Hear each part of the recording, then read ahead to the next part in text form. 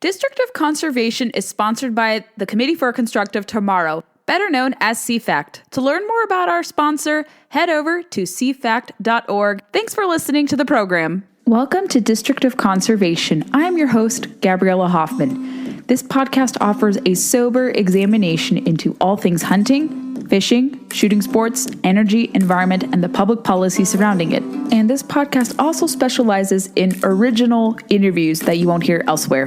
Here's what I have for you today. Welcome back to the program, Chris. It's great to have you. Thanks for having me on, Gabby. You have shot up so much on social media. I think people can appreciate the fact that you're a meteorology student who hasn't really sipped the Kool-Aid. You're very objective. You'll call balls and strikes, and you'll even go after sometimes fellow conservatives who fall into this conspiratorial bent like some on the left do. So I think people appreciate your objectivity, that you really want to follow true science. And I wanted to get your take first before we dive deep into some of your thoughts of what a second Trump administration is. But what do you think in your reading on social media and just some interactions you've had keeping kind of the climate alarmists at bay? Do you think that they're dispirited? Because what I've seen is that a lot of them have said, well, we're going to be more active than ever, even against the Trump administration. But I keep reading reports that the money is starting to dry.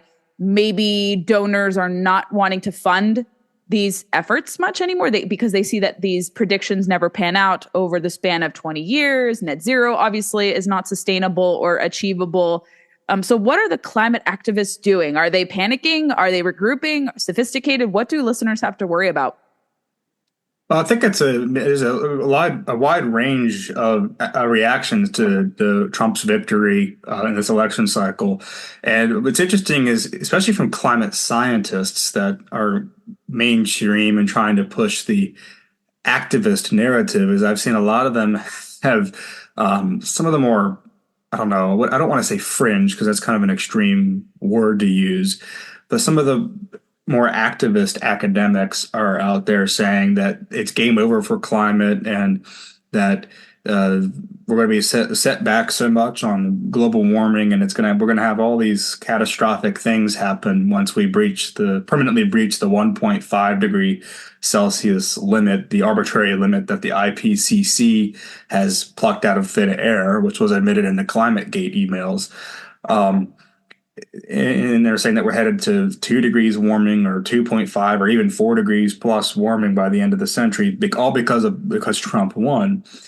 And I think that the scientists that are saying this, and you know, a lot of the listeners, a lot of people that are familiar with the climate debate know who these people are. I'm not going to name any specific names, but it just goes to show that their entire mission is using their scientific authority to jog along their political cause, their activism. They're not dispassionate, objective scientists, and which is what science is really supposed to be. And obviously, we all have biases. I have biases myself. I have my political opinions, as anybody else does, but I try not to let that interfere with my assessment of scientific issues, which is why I go after conservative people sometimes who fall into the more conspiratorial stuff, such as saying that there's no greenhouse effect or that the government's controlling the weather on a large scale and for nefarious purposes. And I try to be as objective and honest, give an honest assessment, give everything a fair shake as I can on the scientific front. Policy, that's a bit different. Obviously, people have different opinions on policy. But it's really interesting seeing these reactions from these scientists, because they have so much disdain and hatred toward conservatives and Trump supporters that they act like it's game over for the climate. If you look at the carbon dioxide emissions globally, and then you organize it, or the carbon dioxide level in the atmosphere globally, rather. And I have a chart that I color coded that's based on, it's colored red and blue based on the presidential administration in control of the Oval Office. Whoever's been in office for the last 35 years has not had any implication on the atmospheric CO2 level. Despite the United States decarbonization efforts, we've been reducing emissions steadily for the last 25 years. And in fact, they declined significantly under Trump, some of which had to do with the pandemic and lockdowns. But under Biden, they've actually gone up a little emissions.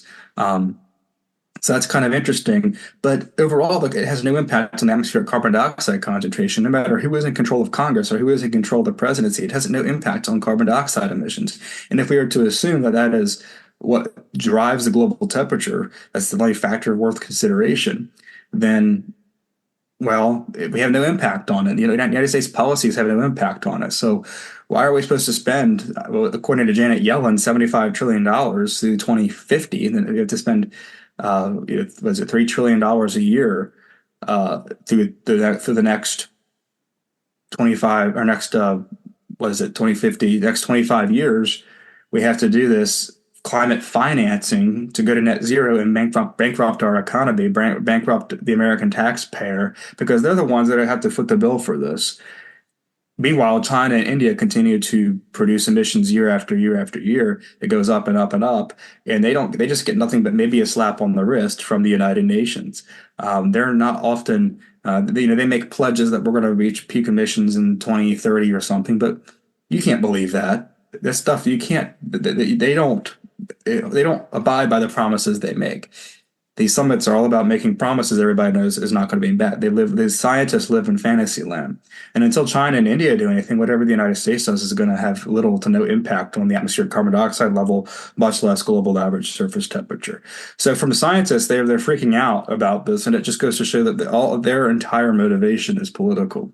Some of the climate activists, on the other hand, I've seen them that they've said they're going to fight harder than ever and push back against the Trump administration on their policies. It was interesting as Project Veritas did an undercover video like they usually do, but they found an official from the EPA who revealed that agency staffers are trying to throw billions of dollars, like $50 billion towards climate justice initiatives and in nonprofit organizations to do that while Biden's still in office before the Trump comes in and prevents them from doing that.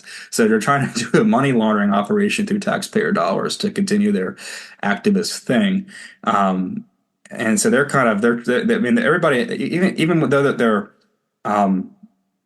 pushing, they're saying they're going to push back about it. They're fighting harder than ever because they are desperate. There's a big desperation. There's a lot of and some of that takes form in hopelessness with the climate scientists, and some of it takes form in that they're going to push back because they're desperate to push their green agenda. We have seen resistance from the storied bureaucrats for sure, and I know what report you're alluding to or expose you're alluding to. And then, of course, Biden is throwing billions of dollars to make kind of like ironclad permanence of some of his programs that he's done through the EPA Energy Interior in the hopes that they can shield it off from any potential repealing or revoking by the incoming Trump administration. And also then giving that $6 billion some odd dollar loan to the failing Rivian EV truck company. They're trying to bail that out. And so they're, of course, distributing money. And it's interesting. I think the public is waking up to the fact that even if you throw trillions of dollars, say in the name of fighting climate change, you're only at best going to see, the conservative estimate I've seen from Heritage and some other sources out there, is you're only going to reduce global temperatures by 0.2 degrees Celsius, which is a fraction of what that even if that, yes.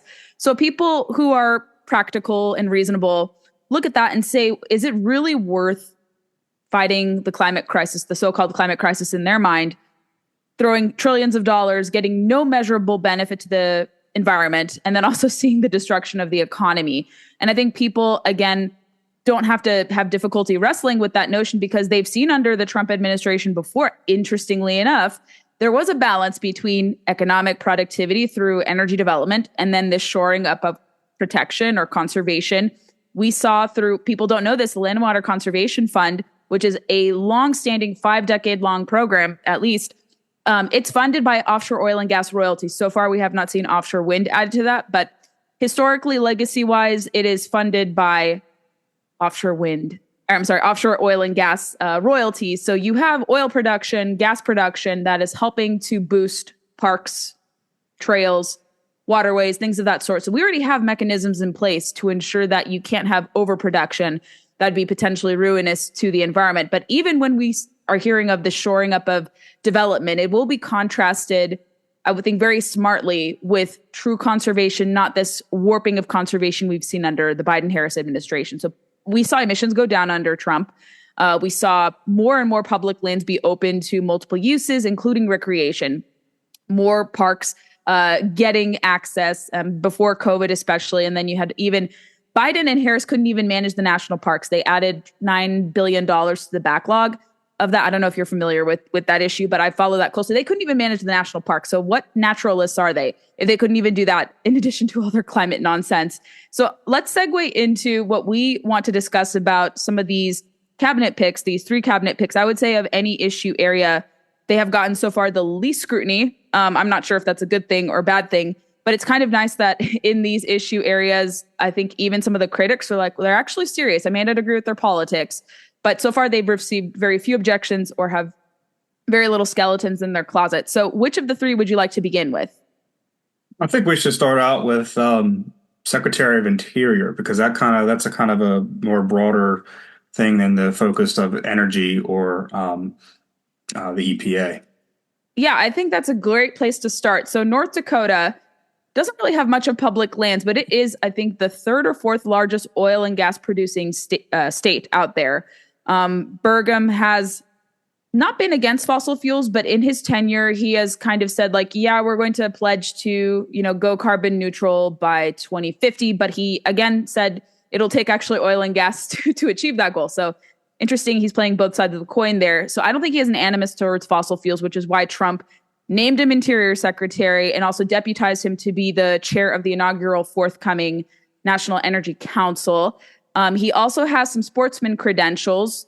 He kind of has this cowboy persona. We saw this with Ryan Zinke when he was Interior Secretary, but a lot of people say that Burgum might be a little more authentic because even in the 80s when he was a tech entrepreneur, he was riding on horseback. There's all this imagery, which is very cool imagery. Like he likes to ride on horseback. He's credible.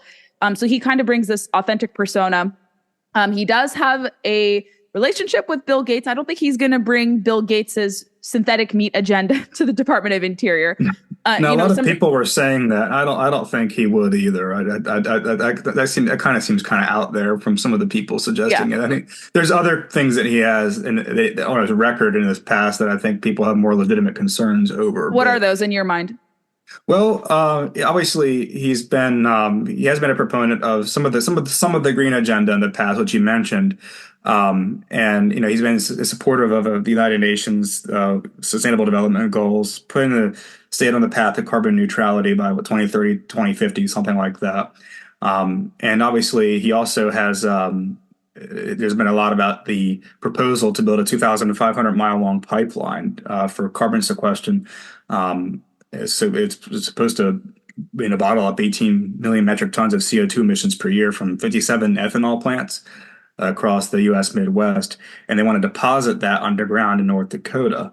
It's like an $8.9 billion project, and they did a vote on it recently, but I don't know what happened with that in the legislature. But many investors, including GOP mega donors, backed I think it's from Summit Carbon Solutions, their proposal to build that pipeline. Yes. And he was a supporter of that, and a lot of people.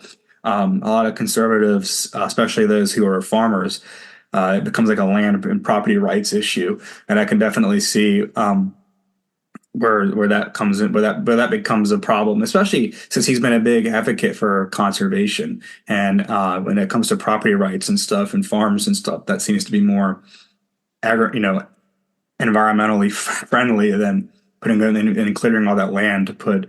For these pipelines and taking land away from homeowners and farmers. So I think that was a legitimate concern, and that kind of shows where he kind of plays both sides of that. And he's also been a supporter of ESG. And in fact, in 2021, he stated in a Q&A session, he said, to grow and diversify North Dakota's economy, we must be able to attract capital to our state. And currently so-called ESG principles, short for environmental, social, and governance, are being used on Wall Street to both guide and restrict investment decisions. And he said that he continued on saying, quote, funds that use ESG principles captured over $51 billion of net new money from investors in 2020, setting a record for the fifth straight year, according to a recent CNBC report, citing the Morningstar research firm. BlackRock's head of iShares Americas predicts that by 2030, ESG investing could become a $1 trillion industry. If we are to continue that growing our economy, we need to be able to tap into that capital. Fortunately, we are situated better than that, just about any other state in the country when it comes to our capacity to capture, utilize, and store carbon, end quote. So that was kind of interesting that he has said that in the past. But as you said, on the contrary, in defense of Trump's pick for him, he's not been, despite even though he supported carbon sequestration efforts, and it becomes again a land rights and property rights issue. He's not been against oil or gas production. It has actually supported increasing that as well as our nuclear capacity, and so those are big bonuses. He's been a big supporter in spearheading, domestic oil and gas production, and he even has accused Biden, especially during the presidential debates when he was running, when he was in the ring. He has accused President Biden and his administration of demonizing the fossil fuel industry to support unsustainable solar and wind projects, which I think is important and a very good point that he's made. And he actually said during the Republican debate on November 8th of last year, he said, quote, "It's not about climate change that we need to worry about. It's about Biden's climate policies that are actually the existential threat to America's future," end quote. That's good. So he's been big in pushing back against the green some of the green agenda when it comes to the solar and wind projects. He's been a big supporter of nuclear. He hasn't been against domestic oil and gas production. He's been big on conservation efforts. I think, and it comes down to whether or not whether he still supports the ESG and this pipeline project. I think those are obviously big concerns that some conservatives have in mind, and I can definitely understand where they're coming from. But I think that overall, he'll probably be a net benefit as the Secretary of Interior.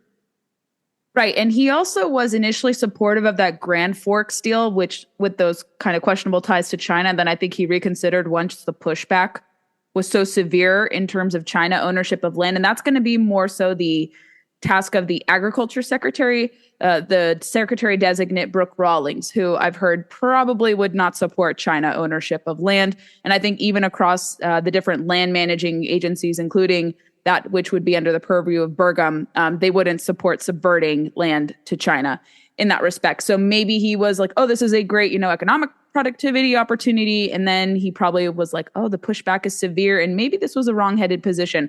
But even with some of the, I would say dual positions, or not dual positions, but some of the gestures he has made, it hasn't really translated so much into policy, or it's been like a pledge or kind of like this I wouldn't say virtue signaling, but kind of this like communicating of this virtue, yada, yada, yada.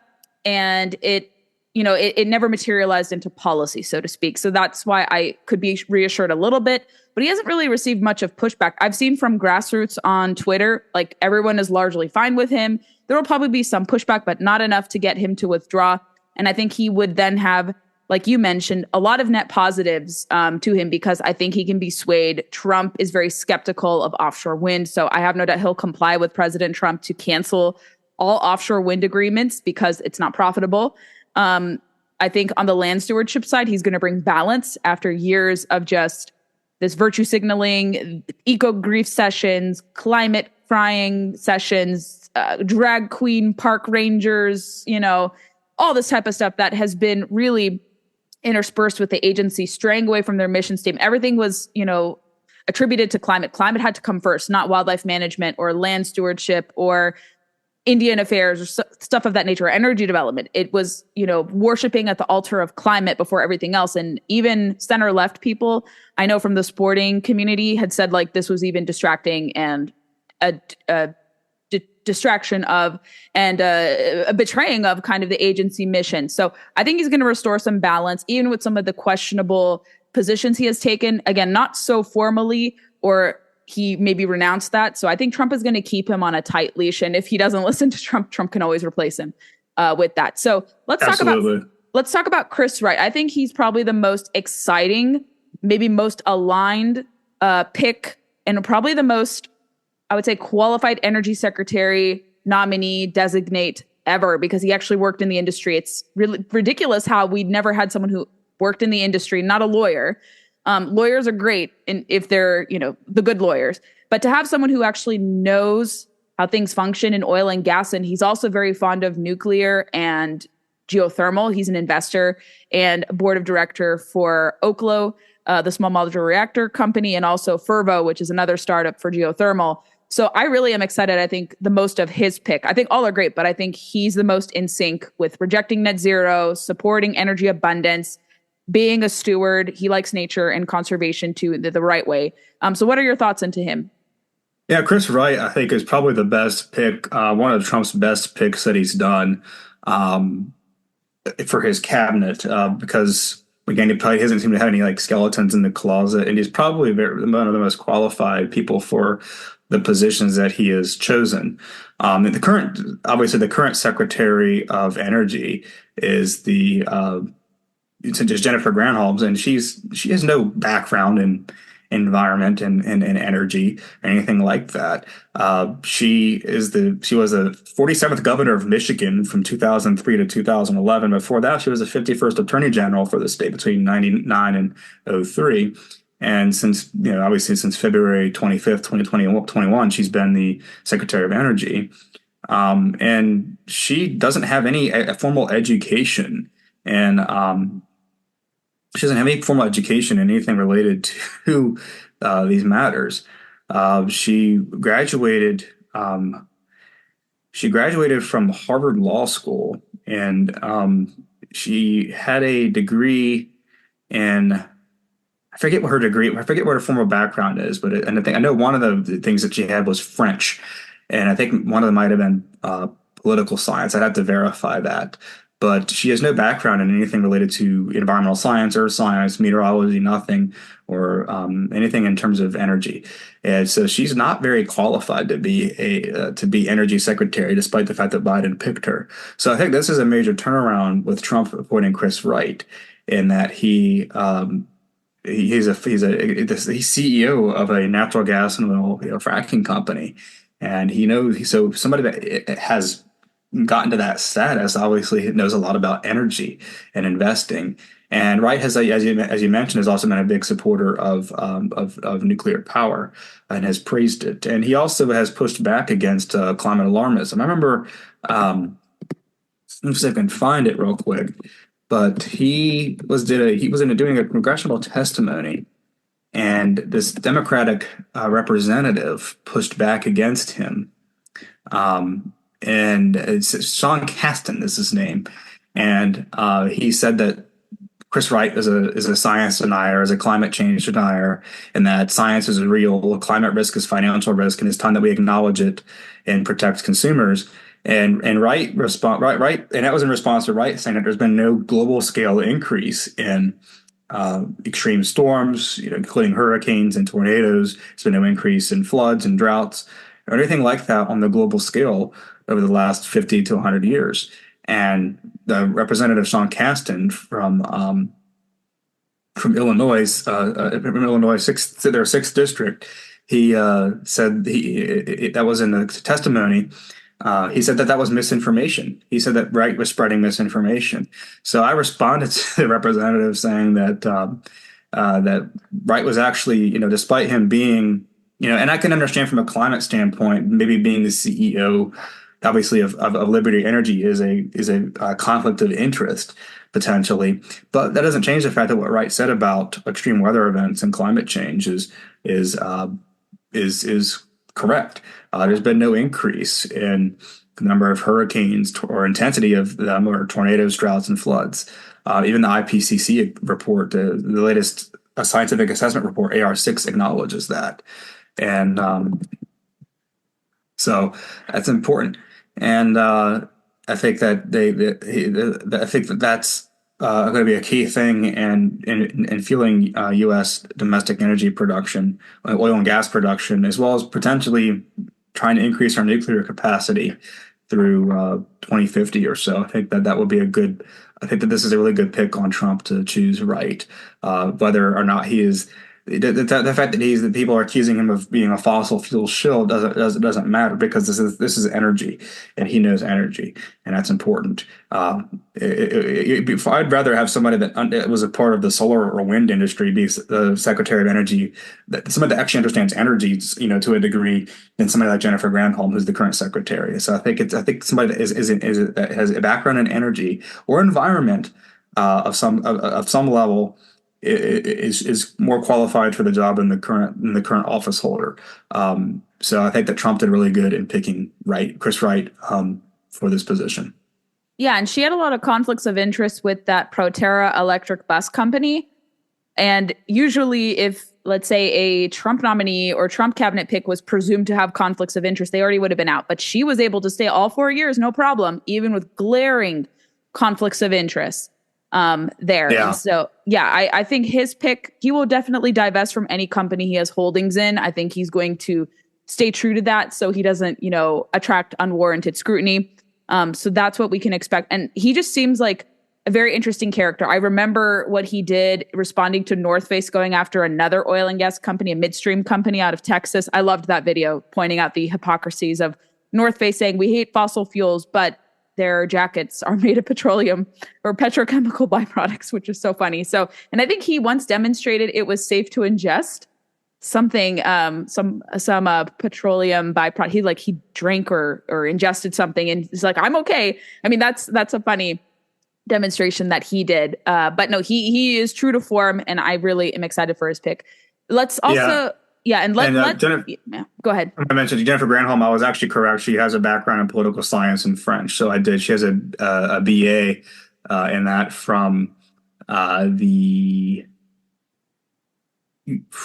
University of California, Berkeley. So I saw I was correct in that. So she has a background in political science and French, which is obviously nothing related to energy. So I thought that was interesting.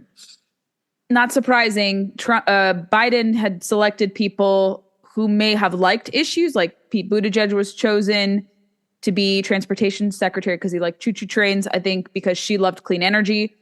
So she had some tangential relation, but not necessarily experience. And now it seems like we have in the energy field, at least, a lot more qualified people. Let's conclude with Lee Zeldin's pick. I think a lot of people were initially not shocked, but they were like, his selection, very interesting, because I know a lot of people who worked under the Trump EPA, and a lot of people were expecting my friend and mentor, Mandy Gunasekara, to helm the agency. She would have been fabulous, or maybe a return of Andrew Wheeler. So that was kind of a pick totally out of left field. Andrew Wheeler is fantastic. I actually know him personally. So yeah, I've met him before earlier this year, and he's great. And I know a lot of people who worked with them in the Trump administration. I think I know close to a dozen people who worked under Trump's EPA, good folks. And so it was kind of interesting that they haven't brought back people yet. Maybe they'll bring back some deputies who worked under it, but not that his pick is out of left field whatsoever. He's been pretty skeptical of New York's net zero climate directives, but he doesn't have that most experience. So what is your thought into Lee Zeldin? Yeah, Lee Zeldin. I thought it was at first. I thought it was an interesting pick because why would you choose a former congressman? That just seems kind of like, in my opinion, unqualified. Especially when you had somebody like Andrew Wheeler who was in that position before, and some of the other picks for EPA. So I think Bill Clinton's was a pretty qualified pick if I recall correctly, and some of the other ones in the past have had environmental or earth science backgrounds of some kind, energy backgrounds.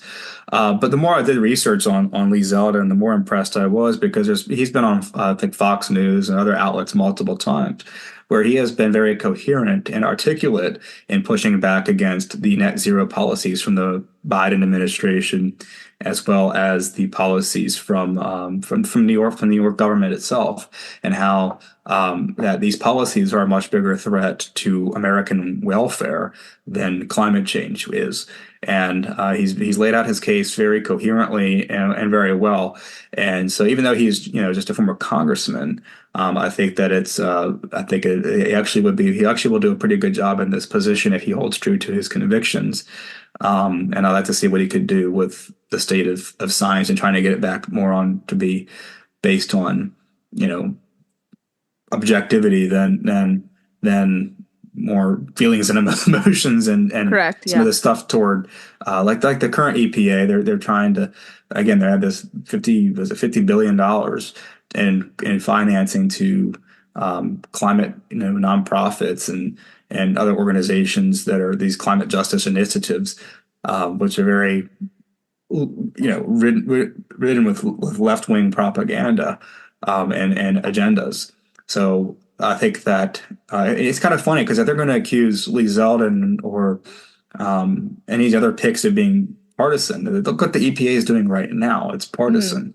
And so I think that it's going to be interesting seeing what happens and getting kind of some of the stuff with the EPA on track. I am curious, though, what it would take to reverse their endangerment finding on CO2, because the EPA has, in 2009, their endangerment finding, they classified carbon dioxide as an air pollutant under the Clean Air Act, and their reason, their legal justification, or their scientific justification in their legal briefing, was that, well, carbon dioxide is a greenhouse gas that contributes to global warming, and greenhouse gas pollution supposedly harms the public health and safety. And so therefore, because it's a greenhouse gas, we can call it pollution, and we can regulate it under the Clean Air Act.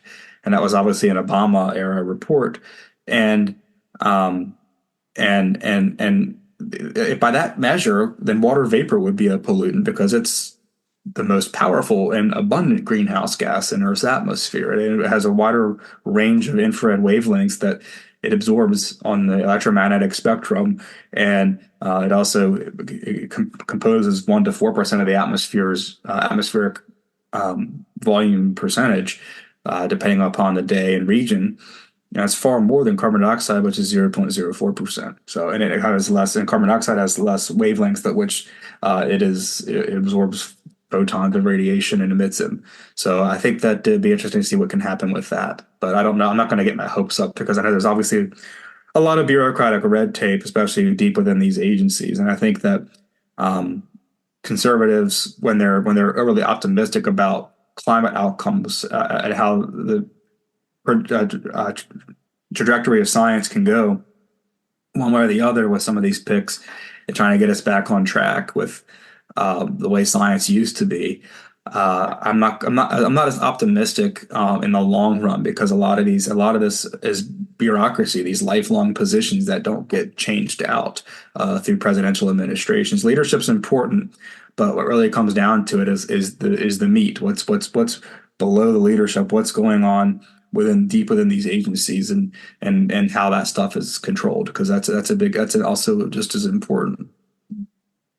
And he'll have the task of getting rid of that tailpipe emissions rule, which is the EV mandate essentially for light, medium, and heavy duty cars.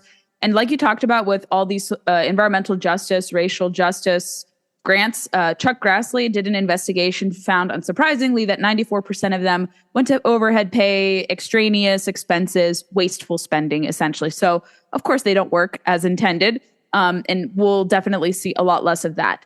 Chris, as we round out the conversation, where would you like my listeners, again, as you've done in the past, to connect with you, follow your musings, and support your work? Oh, you can find me on Twitter at ChrisMartzWX. You can follow me on Facebook at the same handle, ChrisMartzWX. Just search for Chris Martz. Follow me there. Also, check out my blog. I don't post there very often because, obviously, as a full-time college student, and with other stuff going on, I'm very busy and I don't have time to write in-depth analyses on extreme weather events and climate and stuff. But when I do, I create masterpieces. And so they're on my blog at chrismartzweather.com. So that's where you can find me. Beautiful. We will include all links in the show notes. Chris, as always, this is the second time. I hope to have you back again on the show as we break down some interesting updates across the next 4 years. It's a delight to have you on, and I hope at some point we connect in the future through our CFAC brethren. Absolutely. Thanks for having me on.